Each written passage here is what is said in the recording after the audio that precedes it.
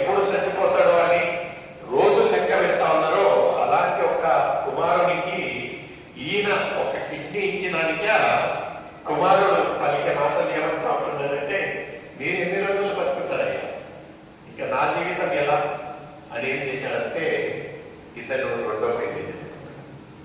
వాళ్ళ ఒక తల్లిదండ్రులను వ్యతిరేకించి పెళ్లి చేసుకున్న తర్వాత కొన్ని రోజుల తర్వాత ఏమైపోయారంటే ఒక హఠాత్తుగా ఒక ఫోన్ కాల్ వచ్చింది. సాయంత్రం 9 గంటలు. ఈ యొక్క పెళ్ళైన 2 సంవత్సరాల వరకు ఎవరికి కిడ్నీ ఇచ్చారో ఆ తల్లిదండ్రులకు తిరిగి చూడలేదు. కుమారుడు తిరిగి చూడలేదు.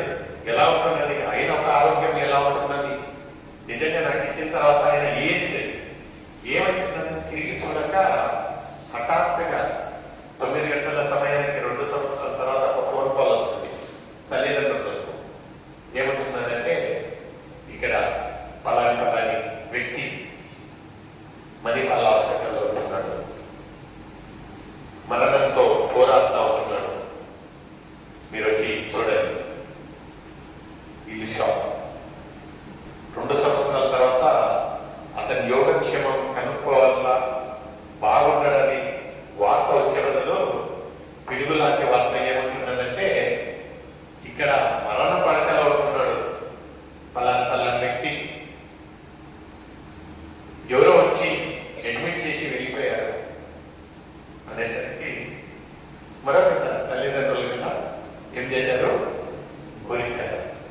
ఉరికి అక్కడికి చూసినట్లయితే ఒక కిడ్నీ ఏమైంటున్నదో ఆ రిప్లేస్ అయిన కిడ్నీ అదేమైంటున్నదంటే ఇతను తీసుకోవాల్సిన కేర్ తీసుకోకపోతున్నందుకు ఇన్ఫెక్షన్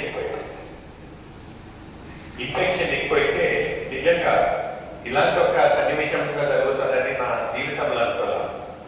ఆ ఒక తండ్రి ఇతను చేసిన, ఎందుకంటే ఇతను ఆ ఒక తండ్రి చేసిన ఒక త్యాగాన్ని మర్చిపోయి, వీళ్ళు చేసిన గొప్ప కార్యాలను మర్చిపోయి, ఎవరైతే వీళ్ళని వ్యతిరేకించి పెళ్లి చేసుకొని వెళ్ళిపోయారో అతనికి ఆ ఒక కుమారుణ్ణి ఈ పరిస్థితి వచ్చినప్పుడు ఆ ఒక భార్య యొక్క ఆ హాస్పిటల్లో చేర్పించిన తర్వాత సుమారు 1 లక్షల బిల్లు చూసి ఆమె అక్కడి నుంచి వెళ్ళిపోయారు. ఇది వాస్తవంగా జరిగిన ఒక విషయం. నేను పేరు చెప్పినట్లయితే ఓ పలానా వల్ల నా కళ్ళల్లో నీళ్ళు వచ్చినాయి. ఈ యొక్క ఆ వ్యక్తి నా ఎదుట నిలబడుకొని ప్రతి ఒక్క సీన్ పై సీన్ చెప్తా ఉంటాను. నాకు కనిపించింది దేవుని ప్రేమకు, మనుషుల ప్రేమకు, తల్లిదండ్రుల ప్రేమకు ఒక సీమితం అనేది ఉంటుంది. మనుషుల ప్రేమ ఎప్పటికీ సీమితంగా మనకు వరకు ఉందా, ఎంతవరకు ఉన్నాను. లాస్ట్ తండ్రి ఎంత విరక్తి కలిగిండో ఇతను రెండోసారి ఇంకా చేసిన క్రియ కంటే, అతను పోయి డాక్టర్ని అడిగాడంట, డాక్టర్ మన అబ్బాయి ఎన్ని గంటలలో మరణిస్తాడంటే ఇంకొక 8 గంటలకు మరణం అనేసరికి మనుషుడు కదా ఈ యొక్క తండ్రి ఎంత బాధపడ్డాడంటే పోయి డాక్టర్కి చెప్పాడంట, డాక్టర్ అతను బాగలేనప్పుడు నా కిడ్నీ నేను అతనికి ఇచ్చాను, ఎక్కడన్నా 8 గంటలలో అతను మరణిస్తాడు, వీలైతే ఆ కిడ్నీ నాకు ఇయ్యండి. ఒక తండ్రి పలికిన మాట ఏమంటా ఉంటుందంటే, వీలైతే నేను ఇచ్చిన కిడ్నీ నాకు ఇయ్యంటే ఆ డాక్టర్ ఏమన్నారంట, అదైనా ఈ యొక్క ప్రక్రియలో ఇప్పుడుండే గంభీరమైన పరిస్థితులలో ఆయన మరణించేది 8 గంటలైతే ఈ క్రియలో 2 గంటలలోనే చచ్చిపోతాడు.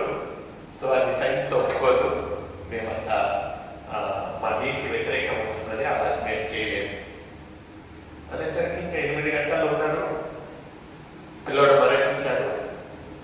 తర్వాత కట్టాల్సిన బిల్లు భాగ్యసాక్షి చేసి కట్టారు.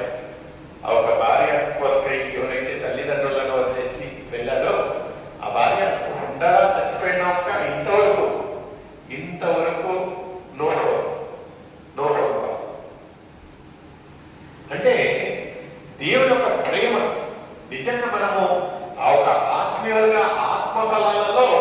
మొట్టమొదటి మాటలు ఏముంటున్నానంటే ప్రేమ. ప్రేమగా నేను ఎందుకు చెప్తా ఉంటున్నానంటే మనుషుల ప్రేమ సీమితం, తాత్కాలికం. మనతో బాగున్నారా, ప్రేమ చూపిస్తాం. మనకేమైనా అవసరత ఉన్నారా, ప్రేమ చూపిస్తాం.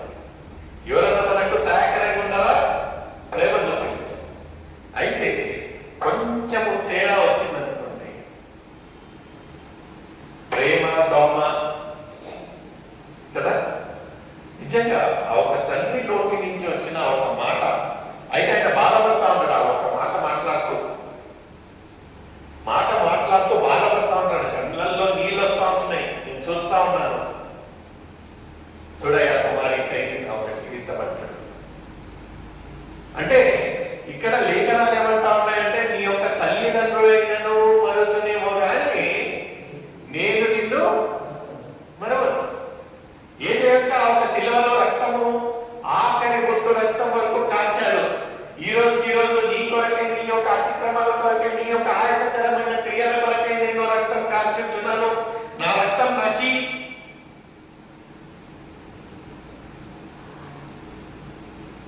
నువ్వు వ్యర్థము. విశ్వాసులుగా నీలో ఈ యొక్క ఫలము, ఆత్మీయ ఫలము కనిపేటంలా నరికివేయి అన్నట్లుగా అయితే మన ఒక జీవితాన్ని ఇంతలో ఏమైనా ఒక ఉగ్రతను we cannot challenge God. ఎందుకంటే దేవుడికి మనకు మన మధ్యలో ఉన్న ఒక యేసయ్య ఒక మధ్యవర్తిగా ఏమంటున్నాడంటే నైనా ఇంకొక గడియని నా సర్వ ప్రయత్నం నేను చేస్తాను. ప్రతి ఒక శ్రమల రోజులలో, ప్రతి గుడ్ ఫ్రైడేకు ఆయన మన కొరకే ఆయన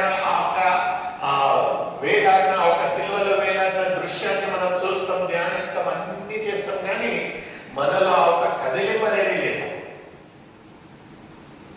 ఎలా ఉన్నాము అనేది ఒక, ఎందుకంటే ఆ ఒక అగాధ ప్రేమను మనం ఎప్పటికీ ఎవరితోటి మనము దాన్ని సరి సమానంగా చూసుకోలేదు. ఎంత ఏమన్నానో ఈ యొక్క లోకరీతిలో ఏముంటున్నదంటే సీమితంగా ఉండే ప్రేమ. ఆత్మీయ ఫలాలలో ఎందుకు దీన్ని ప్రేమనే ఎందుకు మొట్టమొదటిగా మీరు మరొకసారి 22వ వచనం చదవండి. ఫస్ట్ ఫలము ఏముంటున్నదండి, ప్రేమ. ఎందుకు దాన్ని అంత శ్రేష్టంగా అంటే దేవుని ఆలోచన, దేవుడు ప్రేమించి మన కొరకే ఈ యొక్క లోకాన్ని చేశాడు. లోకం నశించేది చూసేది ఆయనకు బాధ కలిగి ఆయన ఏం చేశాడంటే నైనా నా ఒక లోకాన్ని ఎవరన్నా బ్రతికిస్తారా, ఎవరన్నా కాపాడతారంటే ఎవరు ముందుకు రాలేదు. తర్వాత నేను సృష్టించినందుకు ఆయన ఏం చేశాడంటే ఆయన ఒక కుమారుణ్ణి యొక్క లోకానికి పంపేదే కాకుండా మన ఒక అతిక్రమల కొరకై మరణించాడు. ఒక పరిశుద్ధుడు ఒక పాపపు ముద్దగా మారినట్టు మనం చూస్తూ ఉంటున్నాం. నిజంగా ఎలా ఉంటున్నది ఒక మొదటి కొరింథీ 13:13లో ఏముంటున్నదండి? First Corinthians 13th chapter 13th verse. తీసుకున్నాడు సర్వీస్ అగ్రిమెంట్స్ విశ్వాసము, నిరీక్షణ, ప్రేమ ఈ మూడును వీటిలో శ్రేష్టమైనది ప్రేమ. ఆత్మీయులుగా మనం ఉన్నప్పుడు నిజంగా విశ్వాసం గురించి మనము మాట్లాడుకున్నాము. మన రోజున విశ్వాసపు తండ్రిగా అబ్రహాం గురించి మనం గొప్పగా మాట్లాడతాము. ఆ తర్వాత ఏముంటున్నదండి, రెండోది విశ్వాసము ఏంటండి, నిరీక్షణ. ఎందుకంటే రాబోయే రోజులలో రెండో రకాల కొరకే మన ఒక సిద్ధపాటు ఎలా ఉంటున్నది. నిజంగా మనము ఒక పశ్చాత్తాపంతో ఆయనను మన ఒక సొంత రక్షకునిగా అంగీకరణ చేసినప్పుడు ఒక నిరీక్షణతో ఉంటున్నాము. ఆ తర్వాత ఏముంటున్నదంటే ప్రేమ ఉంటున్నది. అయితే ఈ మూడింటిలలో శ్రేష్టమైనది ఏముంటున్నదంటే యాదండి, ప్రేమ. నిజంగా ప్రియమైన సోదరి సోదరుల, ఆ ఒక ప్రేమ కూడా మనలో లేనట్లయితే విశ్వాసులుగా దేవుని బిడ్డలుగా మనకు ఈ యొక్క ఆరాధన లేదంటారు. ఎందుకంటే నేనుగా చెప్పేది ఎవరు చెప్తా ఉంటున్నానండి, లేఖనాలు చెప్తా ఉంటున్నాను. ఒక అతను అడిగాడంటే యేసయ్య నా కొరకు నువ్వు ఎంత ప్రేమిస్తున్నానంటే ఆయన 2 రెండు చేతులను ఇలా చూపించి మరణించారు. ఇంత ప్రేమిస్తాను, ఇంత ప్రేమిస్తాను. ఎవరు చూపించని ప్రేమ పదే పదే మనకు అందరికీ తెలుసు. ప్రేమ గుణం ఆయన చూపించిన ఒక ప్రేమ ఎలా ఉంటుందని. ఆయనను మనలో కదిలింపు అనేది లేకపోయినట్లయితే నిజంగా ఈ యొక్క మాట ఎప్పుడు వస్తుందా అనిపిస్తుంది నాకు. ఆ ఒక తోట యజమాని చెప్పినప్పుడు ఇది ఏ దానికి పనికిరాదు, వ్యర్థము, దీన్ని నరికి వేయండి అన్నట్లయితే ఎలా ఉంటుందని. అదే మనం చూసినట్లయితే ప్రకటన 2వ అధ్యాయం 5వ వచనం నేను ఇంకా ముగిస్తాను. ప్రకటన 2వ అధ్యాయము 5వ వచనం ఏముంటుందండి? నీవు ఏ స్థితిలో నుండి అది జ్ఞాపకం చేసుకొని మారు మనసు. నిజంగా మనకు తెలుసు మనం ఎలా ఉన్నామో, ఇప్పుడు ఎలా ఉన్నామో. దేవుడు మనల్ని ఏ నిమిత్తంగా సృష్టించున్నాడో, మనము ఒక సృష్టికర్త, సృష్టిని ఎందుకు మనల్ని సృష్టించే ఒక కారణం ఏముంటున్నది? What is the great commission God has given us? ఏమి చెప్తున్నారండి? The great commission what God has given us ఏంటంటే సర్వలోకానికి వెళ్ళి సర్వ సృష్టికి. This is the commission. దేవుడు ఒక సృష్టికర్త, సృష్టిని మనల్ని ఎందుకు సృష్టించున్నాడంటే మనకు తెలిసిన ఒక విషయాలు ఏవైతే ఈ యొక్క లేఖనాలలో ఉంటాయో తెలియని ఒక సృష్టికి పోయి చెప్పమంటే మనం చేస్తాం. సర్వలోకానికి అక్కడ కుమారుడు లేకపోతే పలాని పేరు చెప్పలేదు, పలాని బిషపు, పలాని సేవకుడని ఎక్కడ లేదు. ఏమంటా అంటే సర్వలోకానికి వెళ్ళి సర్వ సృష్టికి ఏం చేయాలి? సువార్తను ప్రకటించాలి. ఇది మన ఒక పని. ఒక సృష్టికర్త సృష్టి నుంచి అపేక్షించేది, కోరేది, ఆయన మనల్ని సృష్టించిన ఒక ఉద్దేశం ఏముంటుందంటే ఈ పని చేయాలని. చేస్తా అంటున్నామని ఒక ప్రశ్న నీకున్నా. మన రోజున ఒక అతను ఫోన్ చేసింది సుమారు రోజుల తర్వాత. పర్వాలే, చాలా రోజులు ఇప్పుడు మంచి చేస్తున్నాడని. ఏం బ్రదర్ బాగున్నావు అంటే బాగున్నాను అది ఇది అంటా ఉన్నాడు. ఎలా జరుగుతాను సేవ అంటే దేవుని దగ్గర బాగా జరుగుతాను బ్రదర్ అంటే బ్రదర్ మీ సేవ గురించి నాకు బాగా తెలుసు అన్నాడు. అంటే ఏం బ్రదర్ ఎట్లా బ్రదర్ మీరు ప్రతిసారి స్టేటస్ లో పెడతారు కదా, స్టేటస్ లో పెడతాం అంటున్నాము. స్టేటస్ అంటే మన ఒక వ్యక్తిగతమైన ఒక ఏమంటారు, స్టేటస్ అంటే ఏమంటారు తెలుగులో? హోదా సంథింగ్. స్టేటస్ అనగా దాన్ని చూడగానే మన ఒక పర్సనాలిటీ అనేది, క్యారెక్టర్ అనేది తెలిసిపోతుంది. మనం ఒక యాడ్లో పోయి ఎంజాయ్మెంట్ చేసిన ఫోటోలు పెట్టడంలో అర్థం లేదు. ఒక విశ్వాసంగా నేను ఒక చిన్న చర్చికి వెళ్ళినను కంపల్సరీగా ఒక ఫోటో పోస్ట్ చేస్తాను.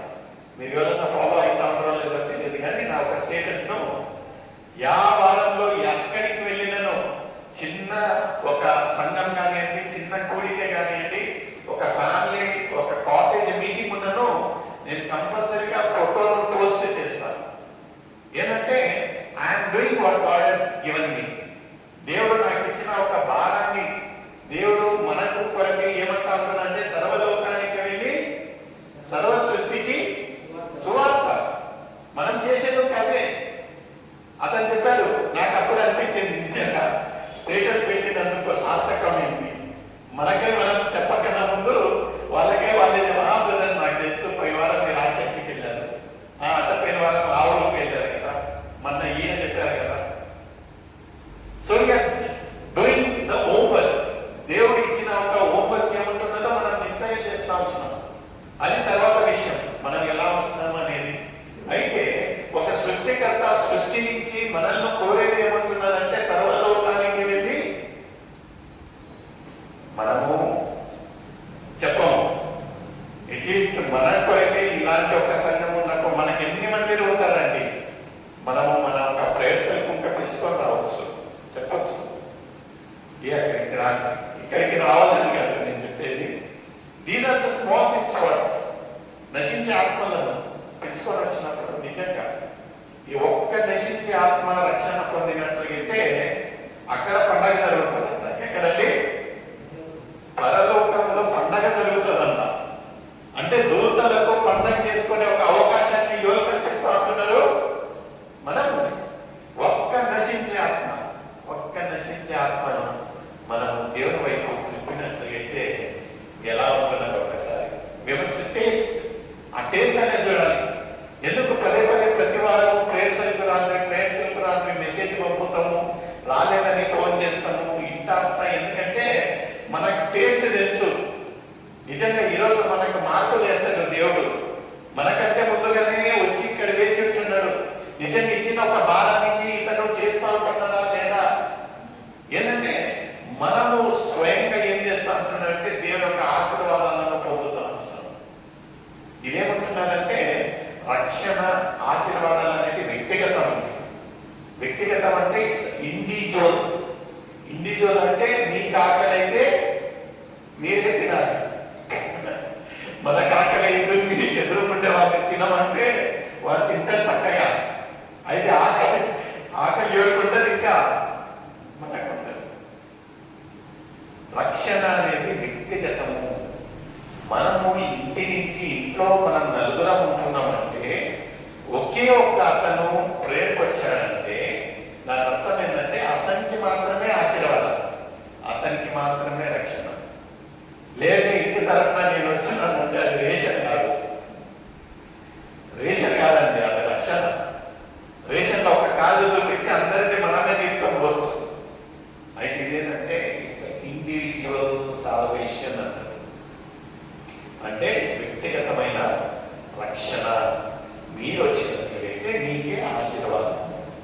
చూడండి ప్రియమైన సోదరుడు ఎలా ఉంటున్నారు మన ఒక ఆత్మీయం.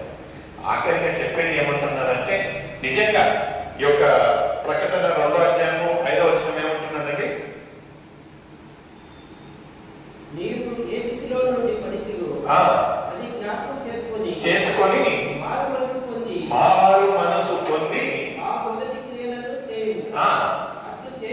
అట్లు చేసి నీవు మారు మనసు పొందితేనే సరి, లేని ఎడల వచ్చి నీ దీపస్తంభమును దాని చోటు నుండి తీసివేతును. అంటే దీపస్తంభం అంటే బుడ్డి ఆడుకోవడం. ఒక చక్కటి మాటలలో పలకాలంటే ఇంతకు ముందు పలికేవాళ్ళు ఏంట్రా పెండాలు వేసిండ్రు అంటే ఇవాళ బుడ్డి ఆడిపోయింది. బుడ్డి ఆడుకోవడం అంటే చాలా సింపుల్ లాంగ్వేజ్. ఇక్కడ ఏమంటా ఉంటున్నారంటే మీరు పశ్చాత్తాపడి ముందు ఎలా ఉన్నారో అలా ఉంటే సరే, లేకపోతే నేను వచ్చి ఆ ఒక దీపస్తంభాన్ని ఏం చేస్తానన్నా అప్పుడు ఆ ఒక బుద్ధి లేని కన్యకల పరిస్థితి ఏంటంటే నీవు ఎవరో నాకు తెలియదు, వాళ్ళకు ఉన్నారు లైన్లో, వాళ్ళొక ఆ ఒక రక్షణ దీంట్లోనే ఉన్నారు. అయితే సిద్ధపాటు అనేది లేదు. ఆఖరి క్షణంలో ఏమైపోయారంటే వాళ్ళ దగ్గర ఉన్న నూనె ఏమైపోయింది, అయిపోయింది. ఆ ఒక బుద్ధి దీపం ఏమైంది, ఆరిపోయింది. ఎలా ఉంటున్నది మన ఒక ఆత్మీయ జీవితం? పదే మనం చెప్పేది ఏమంటున్నదంటే ఇంతలో మాయమయ్యే ఒక జీవితాన్ని మనం జీవిస్తూ ఉంటున్నాం. ఎలా ఉంటున్నది మన ఒక సిద్ధపట్టు? ఇక్కడ ఎంత చక్కటి మాట ఏమంటా ఉంటున్నాడంటే ముందులాగా నువ్వు ఎలా ఉన్నావో అలా ఉంటే సరి. చాలా చక్కగా ఒక లూకా రాసిన సువార్తలు ఏమంటారంటే నరికేవి అంటా ఉంటున్నాడు. ఇంకొక దాంట్లో నువ్వు వెచ్చగా ఉండు, చల్లగా ఉండు, లేకపోతే నేను నిన్ను ఉమ్మి వేస్తా అంటా ఉంటాను. అయితే ఇక్కడ సూటిగా ఏమంటా ఉంటున్నాడంటే నువ్వు ముందున్న సైడ్ సరిగా ఉంటే సరే, లేకపోతే నేనేం చేస్తాను మీ యొక్క దగ్గర నుంచి దీపస్తంభాన్ని తీస్తాను. ఈ రోజు దేవుడు మీతో నాతోటి మాట్లాడే ఒక మాట, ఒక హెచ్చరిక ఏమంటున్నదంటే మన ఒక ఆత్మీయ జీవితాలు ఎలా ఉంటుందండి? నిజంగా మన ఆత్మీయ ఫలాలు మనలో ఉంటున్నాయి. ఆ రోజు అద్భుతం చెట్టు పచ్చగా కనిపిస్తానని యేసయ్య పోయి ఆ నిరాశ చెంది ఏది ఇంత పచ్చగా ఉంటున్నది. అయితే తిరిగేసి చూసినట్లయితే ఒక్క ఫలం లేకపోతే ఏ ఒక్క నోరు రోజు యేసయ్య నోటి నుంచే ఏమైంది? ఆ ఒక్క చెట్టు శపించబడింది. You cannot take the things very granted. పర్వాలేదు, యేసయ్య నా కొరకే ఆడ రక్తం కార్చండి, నన్ను ఎంత ప్రేమిస్తాడు, నన్ను క్షమిస్తాడు. సీమితాడు. Is giving one more chance to you. ఇక్కడ తోట మాని అడుగుతా ఉండడేమో, యేసయ్య యొక్క దేవుని దగ్గర మన కొరకే ప్రలాపిస్తూ ఉంటున్నాడేమో, ఇంకొక సంవత్సరం చూస్తామంటా ఉంటున్నాడు. ఆ ఒక తోట యజమాని ఆ ఒక మాని మాటని మనకు ఆ ఒక కృపావరం ఇచ్చి ఇంకా మన ఒక జీవిత కాలాన్ని పొడిగిస్తూ ఉంటున్నాడు. ఆయనను ఒకరోజు నిజంగా మనం కలిగించకపోతే చాలా ఘోరమైన ఒక పరిస్థితి. మనమందరం కళ్ళు మూసుకున్నాం. ప్రియమైన సోదరులు, నిజంగా మనం లోకరీతిగా ఉన్నట్లయితే ఇదే అనుకూలమైన సమయం, ఇదే రక్షణ దినంగా ఉంటున్నది. మనల్ని మనము పశ్చాత్తాపంతో దేవుడి దగ్గరికి వచ్చి, దేవా నేను మీకు ఆయాసకరమైన క్రియలలో ఉంటున్నానేమో, మీకు వ్యతిరేకించి జీవిస్తూ ఉంటున్నానేమో రాజా, దయతో మీ యొక్క పరిశుద్ధ రక్తంతో కడిగి నన్ను శుద్ధీకరించి మీ యొక్క బిడ్డగా నన్ను అంగీకరించండి అని యథార్థ